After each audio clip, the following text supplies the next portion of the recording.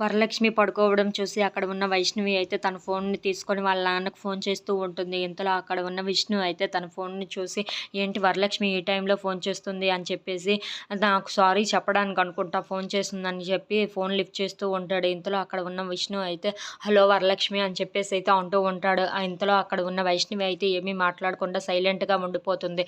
ఇంతలో అక్కడ ఉన్న విష్ణు అయితే, "ఏంటి వరలక్ష్మి ఏమీ మాట్లాడకుండా సైలెంట్‌గా ఉండిపోతుందని" చెప్పేసి మళ్ళీ "హలో వరలక్ష్మి" అని చెప్పేసి అయితే కొంచెం గట్టిగా మాట్లాడుతూ ఉంటాడు.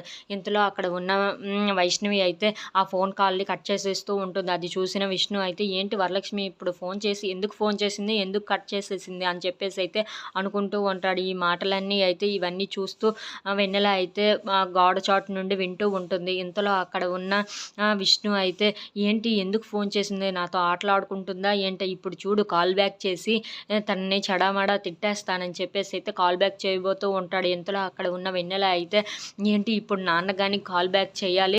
అమ్మ ఫోన్‌కి ఫోన్ వెళ్ళి అక్కడ ఉన్న వైష్ణవి అయితే దొరికిపోతుంది కదా! ఎలాగైనా నాన్న కాల్ బ్యాక్ చేయకుండా నేను చూసుకోవాలని చెప్పేసి అయితే వాళ్ళ నాన్న దగ్గరికి వెళ్ళబోతూ ఉంటుంది. ఇంతలో అక్కడ ఉన్న విష్ణు అయితే కాల్ బ్యాక్ చేయబోతూ ఉంటాడు. ఇంతలో వెన్నెల వాళ్ళ నాన్న ఎలాగైనా కాల్ బ్యాక్ చేయకూడదని వాళ్ళ నాన్న దగ్గరికి వెళ్తూ ఉంటుంది. If you like this video please like, share and subscribe friends.